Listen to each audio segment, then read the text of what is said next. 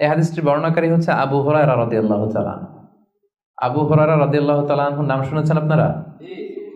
আল্লাহ রাসূল সাল্লাল্লাহু আলাইহি ওয়াসাল্লাম একজন বিখ্যাত সাহাবী। ওনার নাম কিন্তু আবু হুরায়রা না, ওনার নাম হচ্ছে আব্দুর রহমান। আবু হুরায়রা রাদিয়াল্লাহু তাআলা আনহুর আসল নাম কি?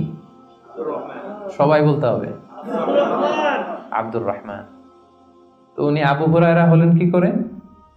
হিররাতুন মানে বিড়াল, আর হুরায়রা মানে ছোট্ট বিড়াল। তো উনি বিড়াল পালতেন, বিড়াল নিয়ে দুষ্টামি করতেন। আমাদের অনেকে শখ আছে ঘরে আমরা বিড়াল পালি। তো উনি একবার ঢোলা জামা, এই জুব্বার আস্তিনের মধ্যে বিড়াল নিয়ে রাসূল সাল্লাল্লাহু আলাইহি ওয়াসাল্লামের কাছে আসছেন। আল্লাহ রাসূল দেখলেন যে আবু হুরায়রা বিড়াল নিয়ে দুষ্টামি করতেছে। তো আল্লাহ রাসূল সাল্লাল্লাহু আলাইহি ওয়াসাল্লাম রসিকতা করে মজা করে ডাক দিলেন, ইয়া আবা হুরায়রা, এই বিড়ালের বাবা। আসলে নাম কি ছিল? আব্দুর রহমান। টাকা দরকার ছিল ইয়া আব্দুর রহমান।